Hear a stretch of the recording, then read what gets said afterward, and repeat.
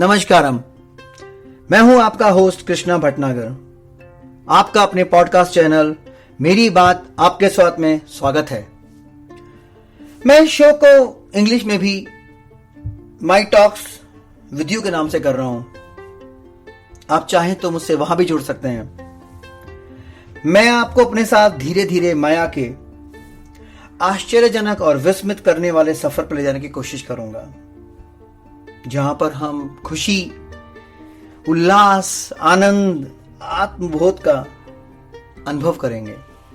और इस सफर की शुरुआत हम मेरे द्वारा लिखी किताब माया के कुछ अंश के साथ करेंगे।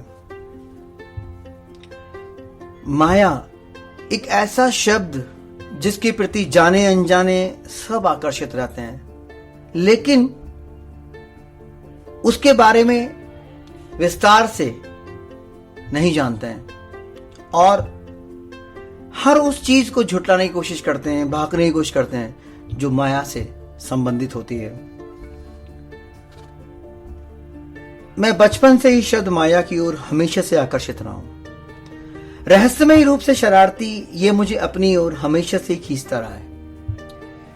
इस शब्द के बारे में और किसी का अपना संस्करण और दर्शन है।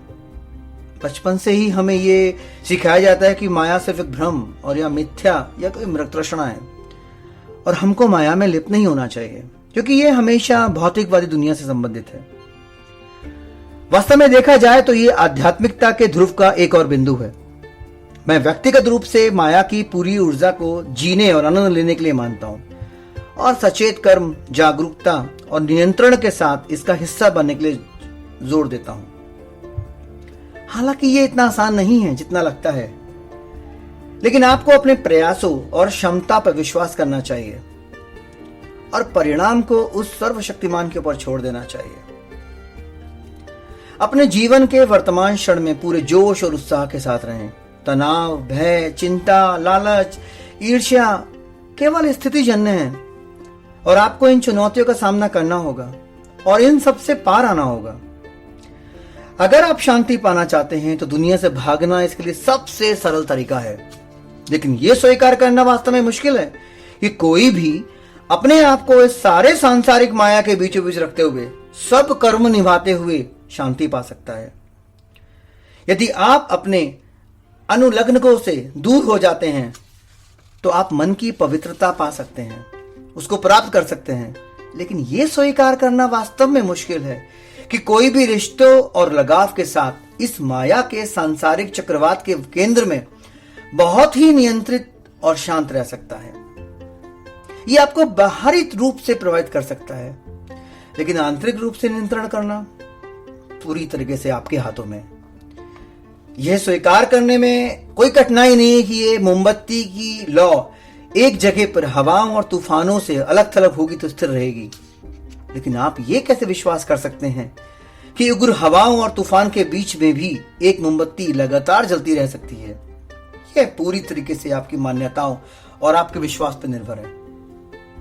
मुझे याद नहीं कि यह माया की खोज की यह यात्रा कब और कैसे शुरू हुई और इसने मुझे कब और कैसे इतना प्रभावित किया, लेकिन कहीं ना कहीं मेरे अंदर मन की गहराइयों में हमेशा कुछ ना कुछ मुझे कुरेदता रहा, जो मुझे इस विषय पर लिखना शुरू करने और विभिन्न माध्यमों से साझा करने के लिए जोर देता रहा है।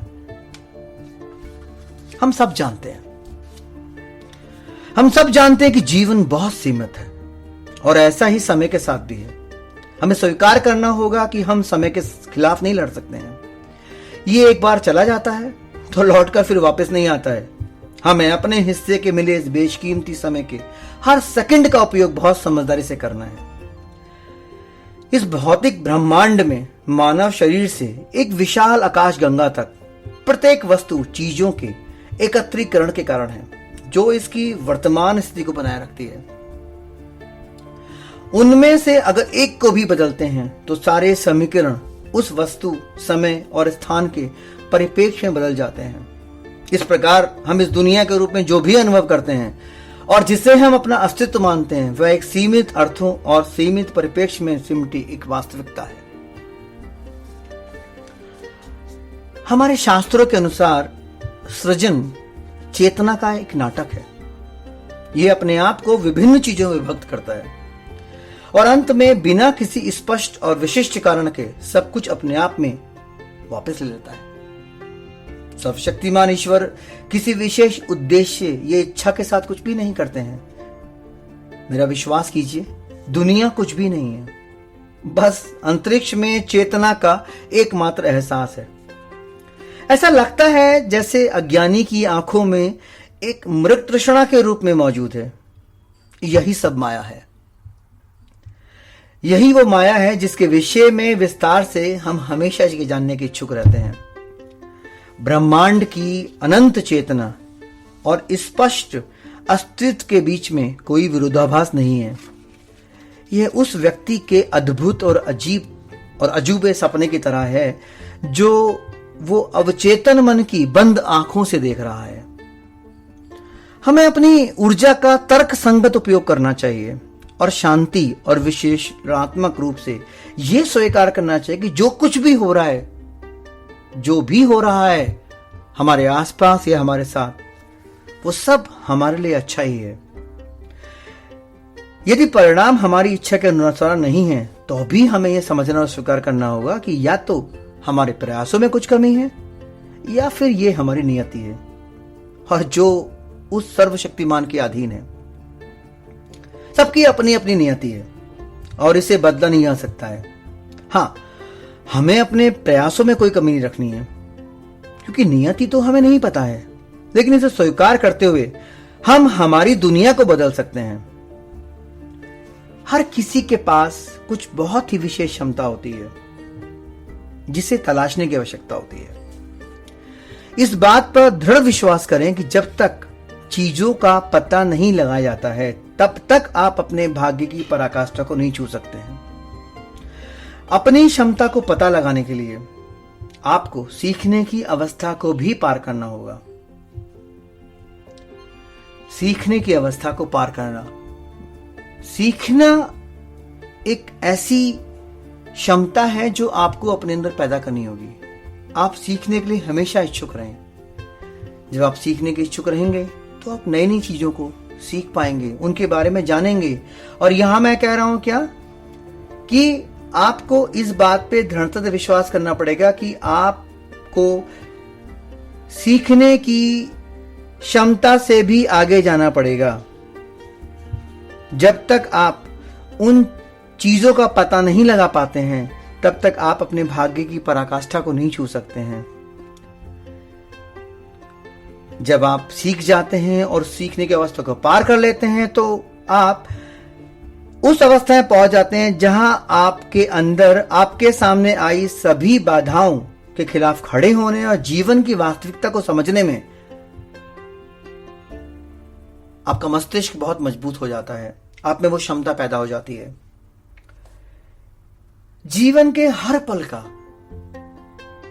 आनंद लेना सीखें। हर वो पल जो आपके पास है वो आपका है, क्योंकि आपको मिला हर पल बेशकीमती है। और बिना ज्यादा सोचे समझे बस अपनी आंतरिक क्षमता का पता लगाएं। अपने कर्म को एक मजबूत और धार्मिक रूप से निर्विवाद विश्वास के साथ करें और जीवन को उसके स्वरूप में स्वीकार करें जैसा वो आता है। विश्वास रखें, भगवान ने हमारे लिए कुछ बहुत अच्छा नियत कर रखा है, बहुत अच्छा। इस विश्वास की जरूरत है। आज के लिए इतना ही। हम फिर जुड़ेंगे इसी पटल पर हर मंगलवार और शुक्रवार को। तब तक के लिए नमस्कारम और धन्यवाद।